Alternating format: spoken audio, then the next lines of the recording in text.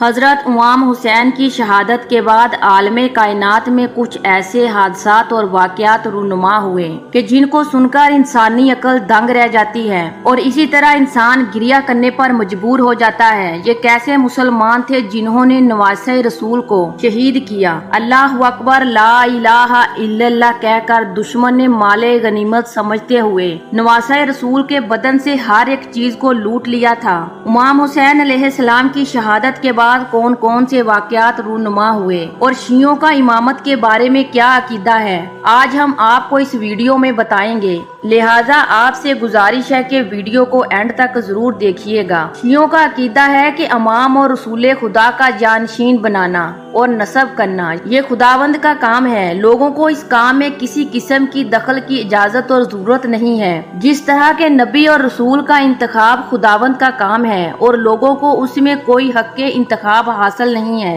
कुरान मजीद की बहुत सी आयात में ये मतलब बयान हुआ है। खुदावंद ने हजरत इब्राहीम अलैहिस्सलाम की इमामत के बारे में फरमाया है। कुरान मजीद की सूरह बकरा आयत नंबर 134 में इरशाद होता है, मैंने आपको लोगों के लिए इमाम बनाया है। एक दूसरी जगह कुरान मजीद की सूरह मरियम आयत नंबर 49 में इरशाद होता है, हमने इसहाक और यकूब को उसको बख्शा और हर एक को हमने नबी बनाया है। इस आयत के मुताबिक हजरत इब्राहीम अलैहिस्सलाम को इमाम बनाना ये खुदा के इख्तियार में है, जिस तरह के नबी बनाना भी खुदा के इख्तियार में है। कुरान मजीद की किसी भी आयत में खुदावन ने नबी और इमाम बनाने का हक लोगों के सुपुर्द नहीं किया। शियों का भी ये अकीदा है कि जिस तरह अंबिया को अपने नबूवत और रिसालत को साबित करने के लिए मोजज़े और खारकुल अदा काम के दिखाने और इंजाम देने की जरूरत है, इसी तरह अंबिया के ओसिया और जानशीनों को भी अपनी जानशीनी और अमामत को साबित करने के लिए करामात दिखाने और अंजाम देने की जरूरत है,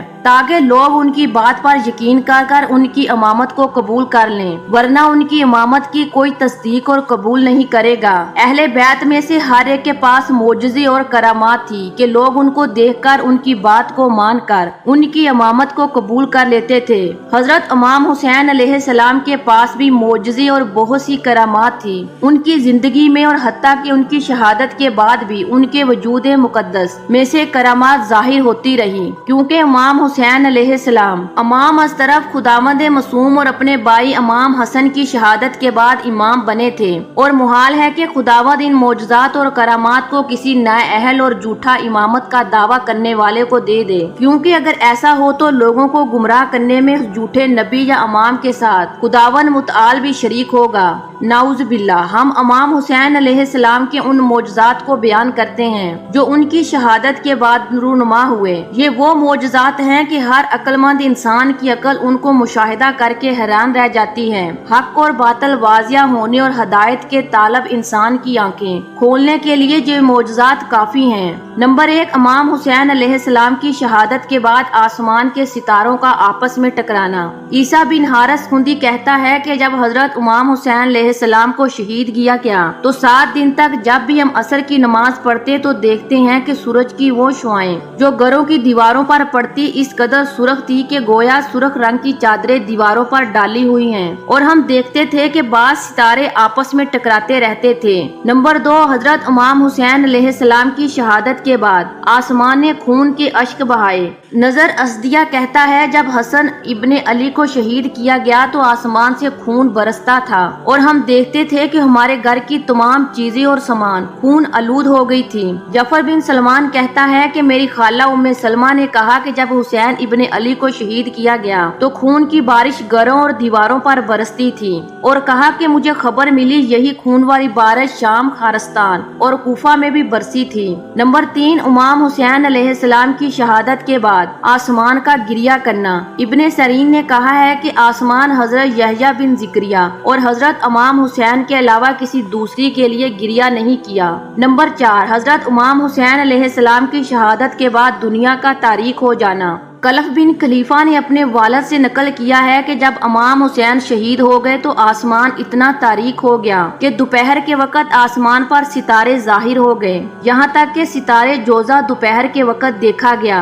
اور سرخ رنگ کی خاک آسمان سے گری تھی۔ علی بن بصیر اپنی جدہ سے نقل کرتا ہے، جب امام حسین شہید ہوئے تو میں اس وقت ایک جوان لڑکی تھی۔ اس وقت آسمان سے چند دن اور چند رات خون کے لوتھڑے برستے تھے۔ نمبر 5، امام حسین علیہ السلام کی شہادت کے بعد آسمان کا سرخ ہو جانا۔ علی بن مدرک اپنے نانا اسود بن قیس سے نقل کرتا ہے کہ پورا آسمان حضرت امام حسین کی شہادت کے بعد 6 ماہ تک سرخ رنگ کا ہو گیا تھا۔ ہم آسمان کو خون کی طرح دیکھتے تھے۔ علی بن محمد مدائنی نے اس سے سوال کیا کہ تمہارا اسود سے کیا رشتہ ہے؟ اس نے کہا وہ میری ماں کے بابا ہیں۔ اس نے کہا خدا کی قسم کہ وہ ایک سچا، ایماندار اور مہمان نواز بندہ تھا۔ یزید ابن زیاد کہتا ہے جب میں 14 سال کا تھا اس وقت امام حسین کو شہید کیا گیا۔ جڑی بوٹیاں لشکر کے درمیان مٹی میں تبدیل ہو گئی تھی اور پورا آسمان سرخ ہو گیا۔ جب لشکر والوں نے ایک اونٹ کو ذبح کیا تو اس کے گوشت سے آگ کے شعلے نکلتے تھے۔ حشان بن محمد سے نقل کیا ہے، کیا تم جانتے ہو کہ آسمان کب سے سرخ ہوا ہے؟ اس نے کہا جس دن حضرت امام حسین علیہ السلام کو شہید کیا گیا اس دن سے سرخی کو آسمان پر دیکھا گیا تھا۔ نمبر 6، حضرت امام حسین علیہ السلام کی شہادت کے بعد دارالعمارہ کی دیوار نے خون کے اشک بہائے۔ جب حضرت امام حسین علیہ السلام کے مبارک سر کو ابن زیاد کے سامنے رکھا گیا تو دارالعمارہ کی دیواروں سے خون جاری ہو گیا۔ نمبر 7، امام حسین علیہ السلام کی شہادت کے بعد سورج کو گرہن لگا۔ جب امام حسین علیہ السلام کو شہید کیا گیا تو سورج کو گرہن لگ گیا اور اس قدر اندھیرا ہو گیا کہ دوپہر کے وقت آسمان پر ستارے نظر آنے لگے۔ اس واقعے سے لوگوں نے یہ سمجھا کہ قیامت برپا ہو گئی ہے۔ نمبر 8، حضرت امام حسین علیہ السلام کی شہادت کے بعد پتھروں کے نیچے سے تازے خون کا جاری ہونا۔ ابو بکر بہقی نے معروف سے روایت کی ہے کہ ولید بن عبد الملک نے زہری سے پوچھا کہ جس دن امام حسین علیہ السلام کو قتل کیا گیا اس دن بیت المقدس کے پتھروں کی کیا حالت تھی؟ اس نے کہا مجھے خبر ملی ہے کہ امام حسین کی شہادت والے دن جس پتھر کو بھی زمین سے اٹھایا جاتا اس کے نیچے سے تازہ خون نکلتا ہوا نظر آتا تھا۔ ام حیان سے نقل ہوا ہے کہ امام حسین کی شہادت والے دن آسمان 3 دن اور 3 رات تک تاریک ہو گیا تھا اور جو بھی زعفران کو ہاتھ لگاتا تھا اس کا ہاتھ جل جاتا تھا اور بیت المقدس میں ہر پتھر کے نیچے سے خون نظر آتا تھا۔ عبد الملک کے ایک بندے کو راس الجرود کے بیٹے کے پاس بھیجا تاکہ اسے پوچھے کہ کیا امام حسین علیہ السلام کے قتل ہونے کی کوئی علامت ہے جو دنیا میں دیکھی گئی ہو۔ اس نے جواب میں کہا کہ علامت یہ ہے کہ اس وقت جس پتھر کو بھی زمین سے اٹھایا جاتا اس کے نیچے تازہ خون دکھائی دیتا تھا۔ نمبر 9، حضرت امام حسین علیہ السلام کی شہادت کے بعد جڑی بوٹیوں کا خاک میں تبدیل ہو جانا۔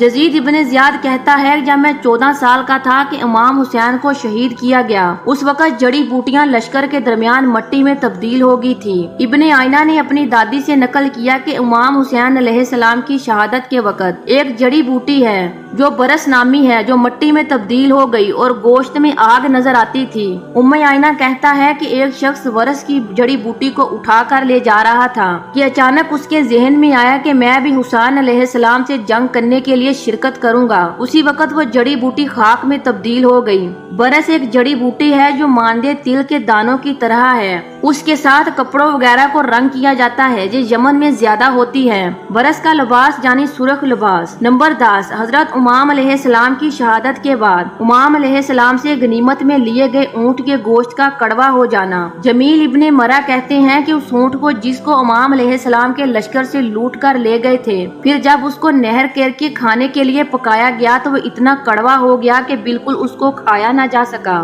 نمبر 11، حضرت امام علیہ السلام کی شہادت کے بعد حضرت امام علیہ السلام سے غنیمت میں لیے گئے اونٹ کے گوشت سے آگ کا دکھائی دینا۔ حمین تہان سے روایت ہے کہ میں قبیلے خزاں میں تھا، ان چیزوں میں سے کہ جن کو امام علیہ السلام سے لوٹا گیا اور قبیلے میں لایا گیا ان میں سے ایک اونٹ تھا۔ اس قبیلے کے لوگوں نے کہا کہ اس اونٹ کو نہر کریں یا فروخت کریں جو لوٹ کر لایا تھا۔ اس نے کہا میں اس کو نہر کرنا چاہتا ہوں، اور جب اس اونٹ کو زمین پر لٹایا گیا تو اس نے اپنی ڈال کو زمین پر رکھا۔ جب میں اس کو نہر کر رہا تھا کہ اچانک ڈال سے پانی کی طرح آگ نکلنا شروع ہو گئی۔ ابن معین جریر اور اس نے یزید بن زیاد سے روایت کی ہے کہ جس سال حضرت امام علیہ السلام کو شہید کیا گیا میری عمر 14 سال تھی۔ انہی دنوں میں نے سنا کہ قاتلین کے لشکر میں کچھ آثار ظاہر ہوئے ہیں۔ اس شہادت کی وجہ سے ان میں سے ایک اثر یہ تھا کہ برس کی جڑی بوٹی خاک میں تبدیل ہو گئی۔ آسمان آسمان سرخ ہو گیا اور لشکر میں جب اونٹ کو ذبح کیا گیا تو اتنا گرم تھا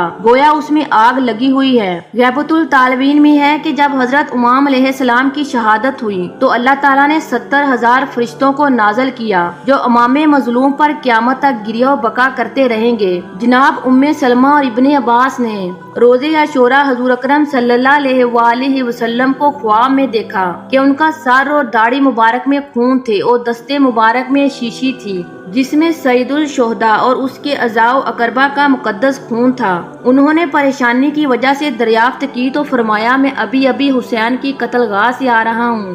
یزیدی فوج نے امام علیہ السلام کو شہید کیا اللہ اکبر کہہ کر، لا الہ الا اللہ کہہ کر، اور اس وقت ہاتف غیبی کی آواز آئی، اللہ کی قسم امام کا فرزند امام قتل کر دیا گیا ہے، امام کا بھائی قتل کر دیا گیا ہے اور اماموں کا بابا قتل کر دیا گیا ہے جو کہ حسین ابن علی ابن طالب ہیں۔ انسان نما درندوں نے صرف شہادت امام پر اکتفا نہیں کیا بلکہ جسد اطہر کے ساتھ جو تاردار شدہ لباس تھا وہ بھی لوٹ لیا۔ چنانچہ قمیض اسحاق بن الہوا حضرمی نے اتاری، شلوار بحرین بن کب تمیمی نے، امامہ خنس بن مرسد نے، نائلین اسود بن خالد نے اور انگوٹھی بیدل بن سلیم کلبی نے اتاری اور چادر جمانی قیس بن اشرف سے اور ذرا عمر بن سعد نے حاصل کی۔ یہ تمام کے تمام مختلف آفات اور بلیات میں مبتلا ہو کر واصل جہنم ہوئے۔ جن 10 افراد نے امام حسین علیہ السلام کے جسد مبارک پر گھوڑے دوڑائے اور امام علیہ السلام کی لاش مبارک کو پامال کیا تھا، ان کے بارے میں ابو عمر زاہد کا بیان ہے کہ ہم نے جب ان 10 افراد کے نسبی حالات کا جائزہ لیا تو سب کے سب ولد و زنا معلوم ہوئے۔ امام حسین علیہ السلام کی شہادت کے بعد جب امام حسین علیہ السلام کا گھوڑا تنہا خیموں کی طرف آیا تو بیبیاں کھلے بالوں منہ پر دماچے مارتے ہوئے قیام سے باہر نکل آئی اور جگر خراش بیان کرنے لگی، اور جناب سکینہ بنت حسین نے یہ بیان کیا، ہائے مقتول اس کا بابا، ہائے حسن، ہائے حسین، ہائے غربت، ہائے دور کا سفر، ہائے اس کے لاتفانی غم، یہ حسین خاک میں لپٹا ہوا ہے اور اس کی امامہ اور عبایا چھین لیا گیا ہے۔